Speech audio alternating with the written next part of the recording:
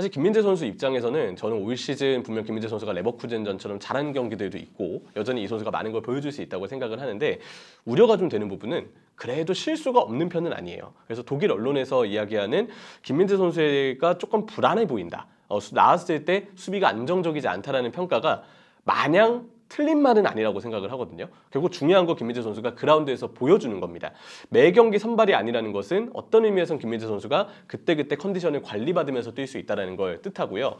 그만큼 선수가 100% 한 경기 한 경기에 쏟을 수 있는 환경이거든요. 그렇기 때문에 거기서도 실수가 나오면 당연히 그에 대한 평가는 선수 본인이 다 감내해야 되는 수밖에 없어요. 실수하지 않고 본인이 피치에 나왔을 때 경기를 뛰고 있을 때 최대한 집중력을 발휘해서 김민재 선수가 좀 안정된 수비력 그걸 좀 꾸준히 보여준다면 그러면 자연스럽게 세간의 좋은 평가도 따라올 것이다. 지금까지는 불안함이 없었던 건 아니기 때문에 지금보다는 더 안정적인 활약이 김민재 선수에게도 필요하지 않을까라고 생각을 하고 있습니다.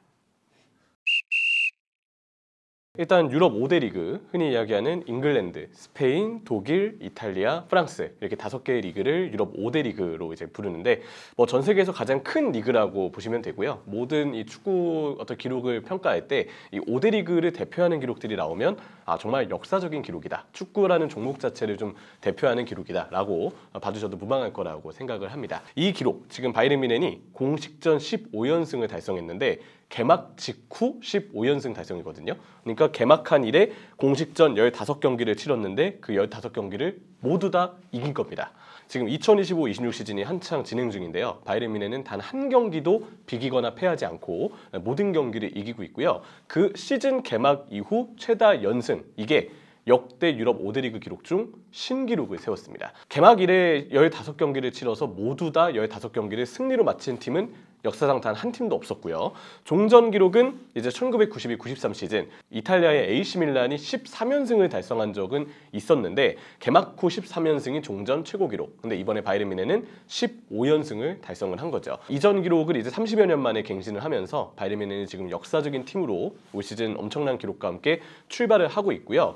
이 15연승이 어떻게 구성됐는가를 보면 분데스리가 9경기 전승, 그리고 UEFA 챔피언스리그 3경기 전승, 독일 컵 대회죠. DFB 포칼 2전 전승, 그리고 독일 슈퍼컵 1승이 되겠습니다. 그래서 이 15경기, 4개 서로 다른 대회에서 이 기록을 달성했다는 점은 분명히 큰 의미가 있고요. 특히나 지금 이 카펠로 감독이 당시 달성을 했었던 AC 밀란 1992-93 시즌에 13연승을 계속 기록했을 때 AC 밀란을 보면 13경기 45득점 13실점이었습니다. 근데 바이에른 뮌헨은 이걸 14연승을 달성하면서 이제 넘어섰는데 14경기 기준 14연승을 달성할 때 기준을 보면 51득점 10실점, 그러니까 득점도 실점도 이전 종전 기록을 갖고 있던 AC 밀란보다도 훨씬 더 앞섰거든요.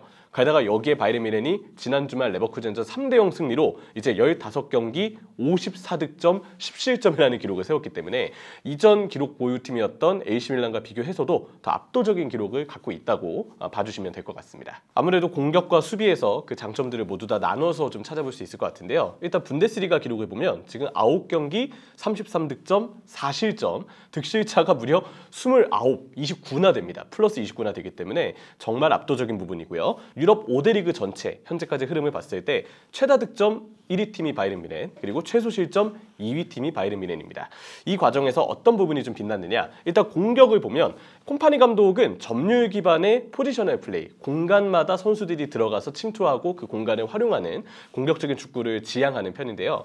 공격 시의 포메이션은 빌드업 시에는 2-4-4, 센터백 2명과 미드필더 4명, 공격 4명 이렇게 구성이 되어 있는 상황에서 이 풀백에 있는 선수들이 안쪽으로 들어와서 순간적으로 공격 숫자를 늘려줍니다. 그래서 2-2-6과 같은 굉장히 이제 극단적인 공격적인 대형으로 바이에른 뮌헨의 포메이션 시스템은 바뀌는 편이고요. 이 전방 6명의 공격 숫자로 상대 진영의 수적 우위 혹은 과부하, 그러면서 그 선수들 간의 긴밀한 연계 플레이를 잘 만들어 놓은 바이에른 뮌헨이고, 특히나 이제 6명의 이 공격 숫자가 갖춰지다 보니까 상대 수비의 폭을 벌려서 이 사이사이 공간, 이 벌어지게 되는 하프 스페이스 공략을 정말 잘 하고 있습니다. 해리 케인, 루이스 디아스, 마이클 올리세와 같은 핵심 선수들이 이러한 하프 스페이스 공간에서 정말 마음껏 자신들의 기량, 활약을 좀 떨치고 있고요. 그리고 압도적인 공격력에 있어서는 역시 선수들의 결정력을 칭찬할 수 있는데, 이 팀의 유망한 득점 기회, 그러니까 기대 득점이라고 하죠. 이 기대 득점 수치는 어느 정도, 이 기대 득점 수치는 팀이 몇 골을 넣을 정도의 기회를 통계적으로 만들었느냐를 뜻합니다. 근데 이 기대 득점이 25.1, 그러니까 바이에른 뮌헨이 득점 기회를 만든 부분을 보면 25골 정도는 넣을 수 있는 기회를 만들었다라고 봐주시면 되는데, 근데 실제 득점이 리그에서 33골이거든요. 기대 득점은 25골, 그러니까 25골을 넣을 만한 기회가 있었는데 실제 득점은 33골을 넣었다. 그만큼 기회가 유력하지 않거나 매우 뛰어나지 않거나 기회가 매우 좀 뭔가 유리하지 않았는데도 불구하고 그걸 득점으로 전환하는 능력이 바이에른 뮌헨이 뛰어났다라는 것을 뜻합니다.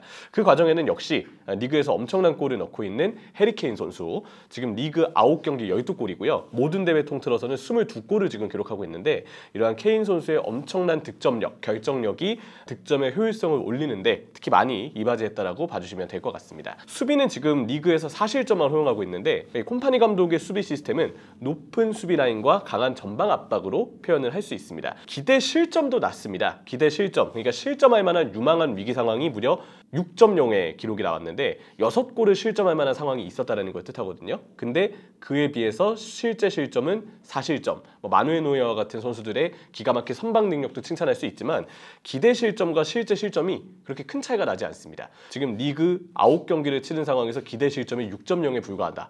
한 경기에 한 골도 내주지 않을 확률이 훨씬 더 많았다라는 걸 뜻하는 거거든요. 그만큼 바이에른 뮌헨은 시스템 자체가 굉장히 안정적인 구도를 이어가고 있다라고 봐주시면 되겠고, 콤파니 감독이 주문했던 높은 수비 라인과 강한 전방 압박, 앞서 말씀드렸던 공격 시 2-2-6에 달하는 이 공격적인 대형이 볼을 뺏겼을 때도 전방 선수들이 빠르게 수비로 전환해서 전방 압박을 과감하게 펼친다는 것을 뜻하고요. 그리고 아무래도 수비진이 높게 올라가 있기 때문에 강한 압박으로 실점을 원천 차단하는 편입니다. 수비 라인이 높게 올라가면 그만큼 자기 팀의 골대와는 거리가 멀어진다는 걸 뜻하거든요. 그리고 그 위에서 볼을 끊어내게 되면 상대 팀의 선수들이 자기 진영 페널티 박스로 들어오기도 전에 미리 공격을 끊을 수 있다는 것을 의미하죠.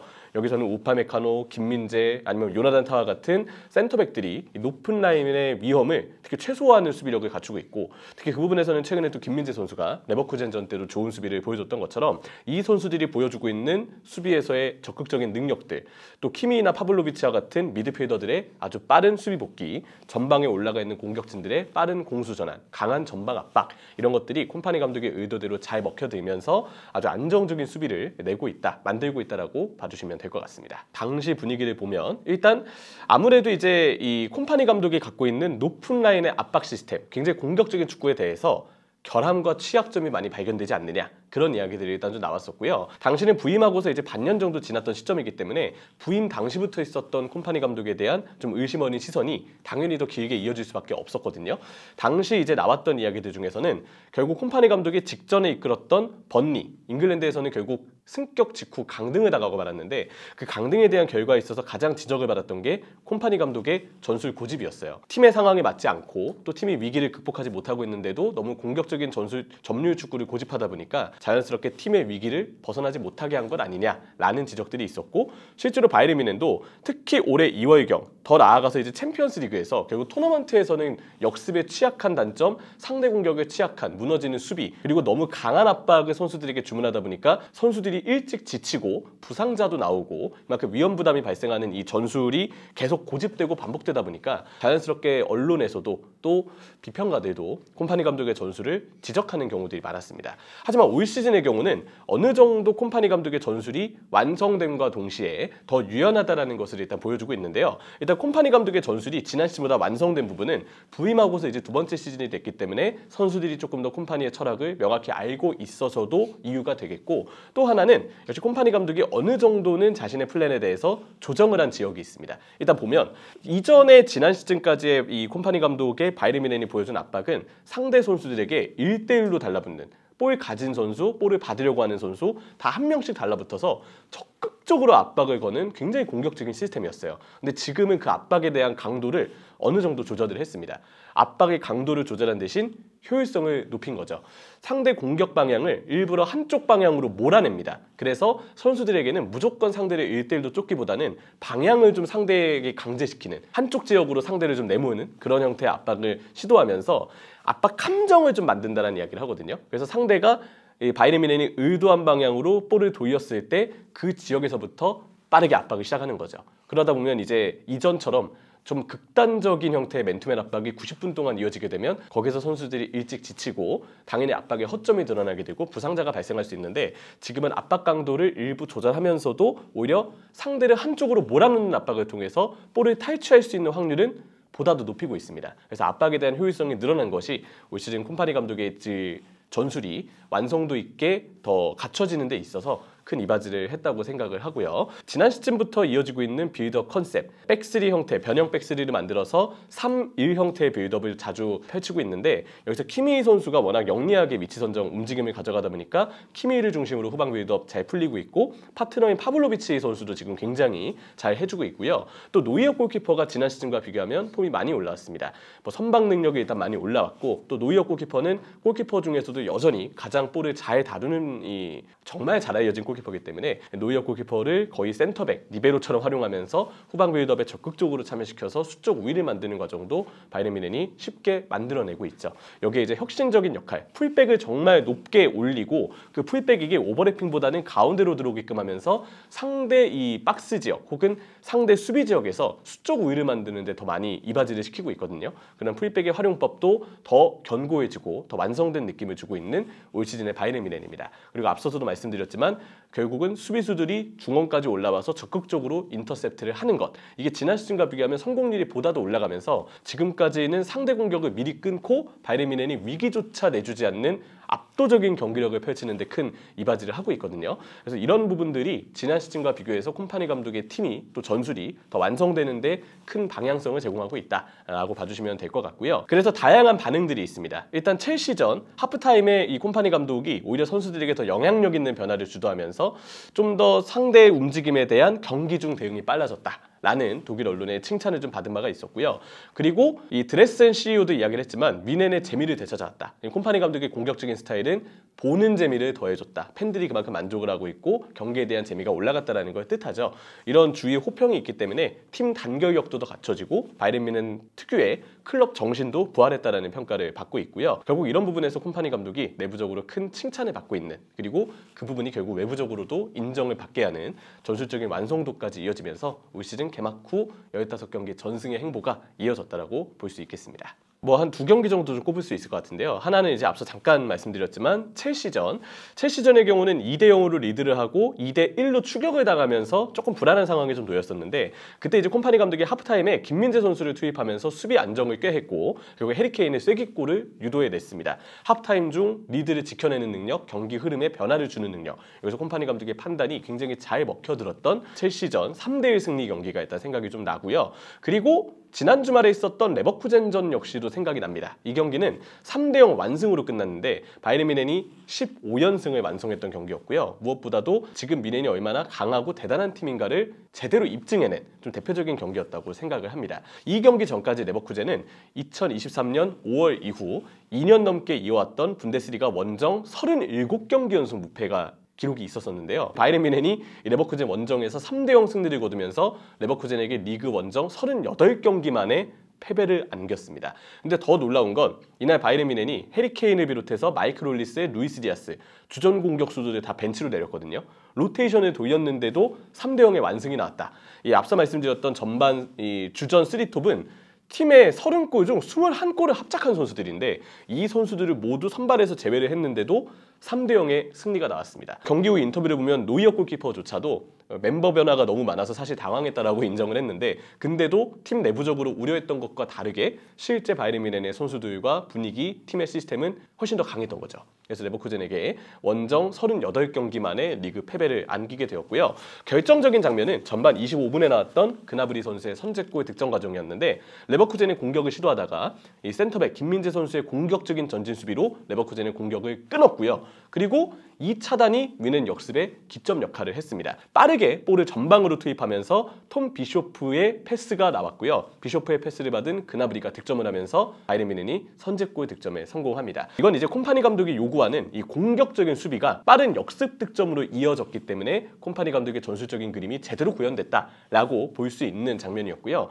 또 한편으로는 김민재 선수가 조금 뒤에 더 구체적인 설명을 하겠지만 시즌 초에는 사실 주전 경쟁에서 좀 밀렸던 듯이 보였거든요. 근데 그런 상황에서 김민재 선수가 감독의 전술을 가장 완벽하게 수행하며 15연승을 확정짓는 결승골의 기점이 된 그런 장면을 만들어줬다는 점에서 특히나 의미가 좀 남달랐던 그런 장면과 경기가 아니었나 싶습니다.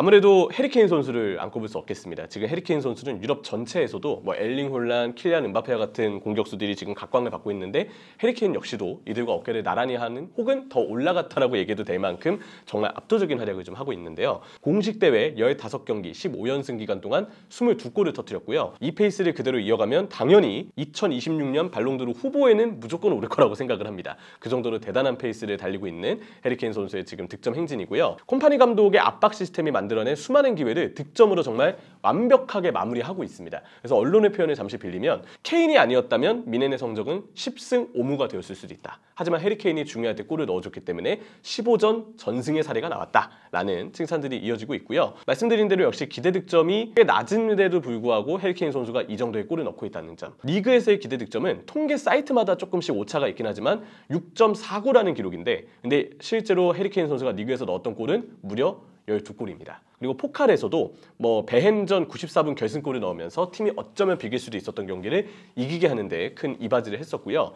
이외에도 좋은 활약을 하고 있는 선수는 루이스 디아스. 이번에 바이에른 뮌헨으로 영입이 된 선수인데 9경기 5골과 4개 도움을 기록하고 있고 마이클 올리스는 모든 대회 7골을 넣으면서 지난 시즌에 이어서 여전히 에이스라는 것을 확실하게 증명을 하고 있습니다. 김민재 선수의 현재 입지가 매 경기 정말 선발로 뛰고 있는 건 아닙니다. 근데 한편으로는 매 경기 선발로 뛰지 않으면서 발생하는 이점도 있는데요. 체력적인 관리를 받으면서 뛸 수 있다는 점. 그래서 한 경기 한 경기 좋은 컨디션에서 뛸 수 있는 배경이 마련된다는 점에서는 어떤 의미에서는 김민재 선수에게 좀 긍정적인 면도 있다고 볼 수 있습니다.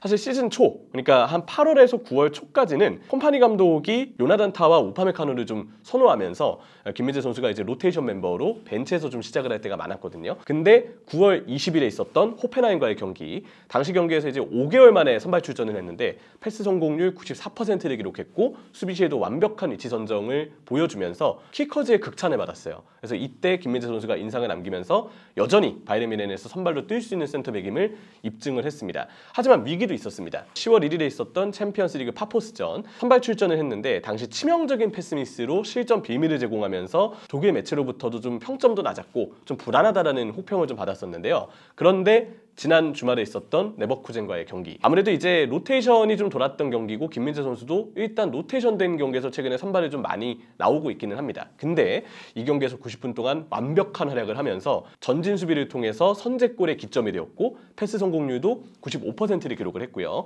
당시 파트너로 나왔던 요나단 타보다도 더 높은 평점을 통계 매체마다 김민재 선수가 기록을 하면서 김민재 선수의 공격적인 수비 스타일은 여전히 바이에른 뮌헨에게 필요하다. 또 나왔을 때 충분히 활약을 기대해 볼 수 있다는 걸 입증을 해줬습니다. 그래서 아무래도 김민재 선수에 대한 지금의 평가는 여전히 좀 양날의 검이다라는 평가들이 있는데요. 일단 파포스전처럼 이 선수가 워낙 공격적이고 도전적인 수비를 하고 패스 역시도 좀 더 모험적으로 뿌리는 경우들이 많다 보니까 실패하면 불안 요소가 될 수 있다. 하지만 성공을 하면 콤파니 감독의 전술을 그 누구보다도 잘 이행하는 선수다라는 평가를 좀 받고 있는 상황이죠. 어쨌든 지금 주전 경쟁은 계속 동등하게 펼칠 자격을 김민재 선수가 스스로 증명하고 있는 상황입니다.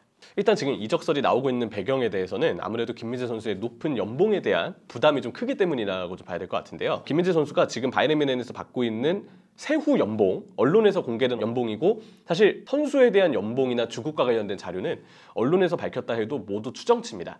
거의 공식적인 자료는 아니기 때문에 참고 삼아만 좀 봐주시면 될 것 같아요. 근데 언론에서 다뤄진 이 연봉이 700만 유로로 좀 나와 있는데 이 금액 자체가 바이에른 뮌헨에서도 굉장히 크기 때문에 아무래도 고정적으로 나가는 이 급여에 대한 지출, 이 부분을 좀 줄이기 위해서 김민재 선수의 판매가 좀 고려될 수 있다는 이야기는 지속해서 나오고 있습니다. 그리고 아무래도 김민재 선수의 연봉이 실제로 꽤 높은 편이기 때문에 결국은 뮌헨의 재정 상황상 계속 그 판매에 대한 이야기는 활약과 별개로 나올 수밖에 없는 상황이에요. 올 시즌 내내 김민재 선수가 다른 리그로 갈 수 있다, 다른 팀들이 관심을 갖고 있다, 다양한 이적설들은 제 예상에는 아마 꾸준히 좀 쏟아지지 않을까라는 생각이 들고요. 그래서 이제 뭐 몇몇 매체에서는 10월 31일까지만 해도 대체자로 마크 게이 선수, 지금 크리스탈 팰리스에서 뛰고 있는 선수인데 에이전트와 협상을 시작했다라는 보도도 있었고 어디까지나 이 얘기는 잠깐 나왔을 뿐 여전히 루머 단계에 있는 이야기다라고 보시면 될 것 같습니다. 어쨌든 바이에른 뮌헨은 한창 시즌 시즌이 진행 중이기 때문에 지금 당장 김민재 선수에 대한 어떤 방출 혹은 판매 이런 부분에 대한 의사를 표명한 것은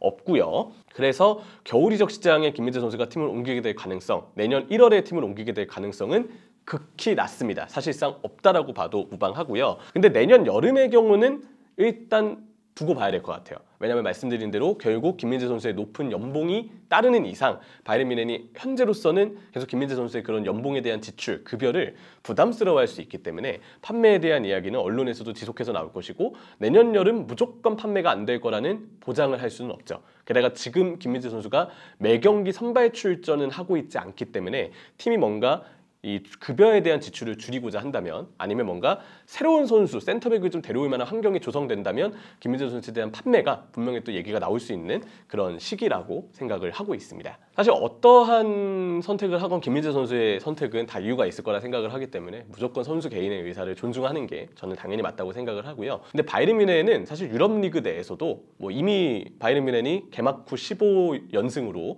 유럽 5대 리그 최초의 역사를 쓰면서 정말 대단한 업적을 지금 달성을 한 어떻게 보면 역사적인 팀이 지금 또 위치에 반열에 올라섰잖아요. 원래도 그랬고요. 바이에른 뮌헨은 누가 뭐래도 유럽 5대 리그 중에서도 가장 최고의 명문, 최고의 강호, 가장 엄청난 권위와 위험을 지닌 팀, 그냥 최상단에 있는 팀으로 봐야 되는데 선수 입장에서는 바이에른 뮌헨을 떠나서 어느 팀으로 가건 아쉬움이 따를 수밖에 없어요. 왜냐하면 바이에른 뮌헨을 떠난다? 또 바이에른 뮌헨 급의 팀으로 이적하는 건 사실상 현실적으로 쉽진 않고 결국은 어느 정도 팀에 대한 어떤 눈높이를 낮춰야 될 수 있는데 그건 또 바이에른 뮌헨만큼의 위상과 입지, 어떤 권위 이런 게 따라오지 않기 때문에 선수 입장에서는 좀 어떤 선택을 하건 아쉬울 수는 있을 거라 생각을 합니다. 그래서 바이에른 뮌헨에 남고자 하는 의지가 큰 것도 그런 이유로 봐주시면 될 것 같아요. 일단 바이에른 뮌헨이 갖고 있는 그 위상과 엄청난 권위 등을 생각해보면 이만한 팀 또 없거든요. 예, 다른 곳으로 가더라도 어떤 곳을 가더라도 상대적으로는 아쉬울 수 있기 때문에 그래서 바이에른 뮌헨은 그 정도의 이 대단함을 가진 팀이다. 김민재 선수 입장에서도 당연히 잔류에 대한 생각을 안 할 수 없는 환경이라고 좀 생각을 하고요. 뭐 지금 세리아 팀들 이야기가 좀 있습니다. 뭐 유벤투스는 스팔레티 감독과 좀 제외할 수 있다. 뭐 그 브레메르 선수 뭐 부상 관련 이슈 뭐 이런 얘기들이 있고 뭐 프리미어리그의 경우는 뭐 리버풀, 첼시 등등이 언급이 되고 있는데 실제로 이 팀들이 센터백이 필요한 건 맞죠. 그런데 이 팀들에게도 결국 변수가 따르는 건 과연 김민재 선수의 저 높은 연봉, 그 계약 조건을 과연 이 팀들이 수용할 수 있을까? 이 부분에 대해서는 분명 의문부가 좀 났거든요.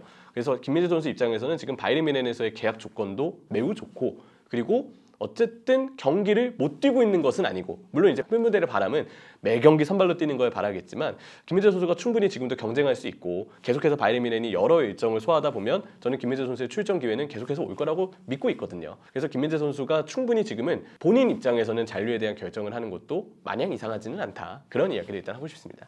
사실 김민재 선수 입장에서는 저는 올 시즌 분명 김민재 선수가 레버쿠젠전처럼 잘한 경기들도 있고 여전히 이 선수가 많은 걸 보여줄 수 있다고 생각을 하는데 우려가 좀 되는 부분은 그래도 실수가 없는 편은 아니에요. 그래서 독일 언론에서 이야기하는 김민재 선수가 조금 불안해 보인다. 나왔을 때 수비가 안정적이지 않다라는 평가가 마냥 틀린 말은 아니라고 생각을 하거든요. 결국 중요한 거 김민재 선수가 그라운드에서 보여주는 겁니다. 매 경기 선발이 아니라는 것은 어떤 의미에서는 김민재 선수가 그때그때 컨디션을 관리받으면서 뛸 수 있다는 걸 뜻하고요.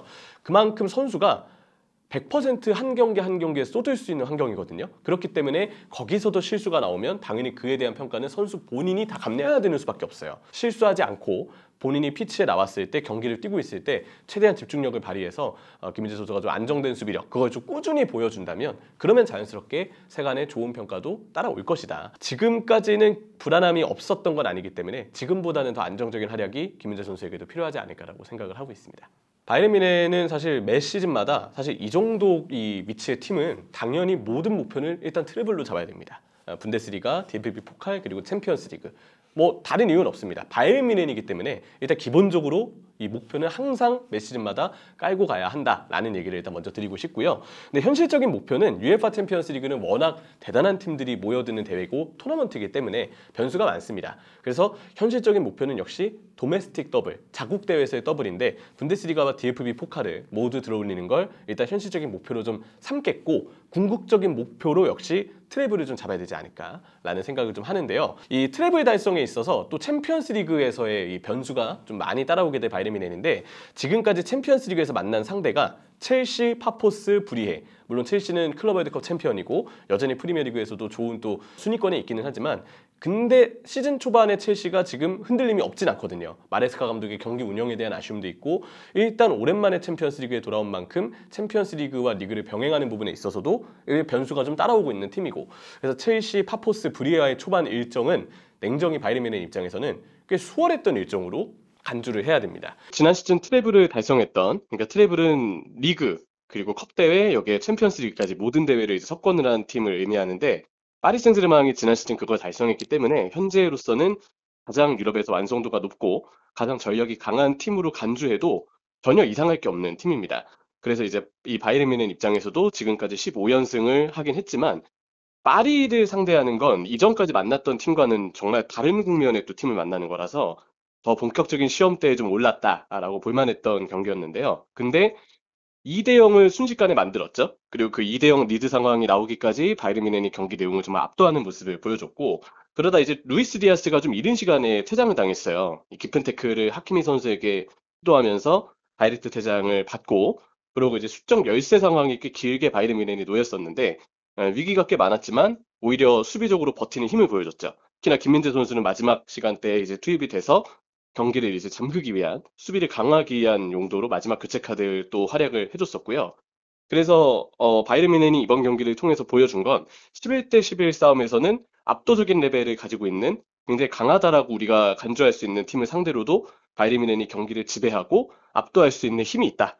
그만큼 객관적으로 봐도 이 팀은 강하다라는 걸 제대로 좀 증명을 했다고 생각을 하고요. 그리고 10명이 됐는데도 수비적으로 추가 실점을 물론 실점을 하긴 했지만 동점을 내주지 않고 그대로 리드를 지키면서 끝을 냈다는 것. 이것 또한 이제 바이에른 뮌헨이 버티는 힘을 좀 보여줬다는 생각을 하기 때문에 정말 바이에른 뮌헨이 좀 강팀 반열에 올랐구나. 그리고 버티는 힘이 커진 것에 대해서는 뭐 어제도 잠깐 얘기를 했지만 노이어 골키퍼의 선방이 이번 경기에서도 꽤 크게 작용을 했어요. 그래서 마누엘 노이어 골키퍼의 폼이 다시 전성기 때만큼 올라온 것도 이렇게 바이에른 뮌헨의 힘을 키우는데 큰 도움을 줬다고 생각합니다.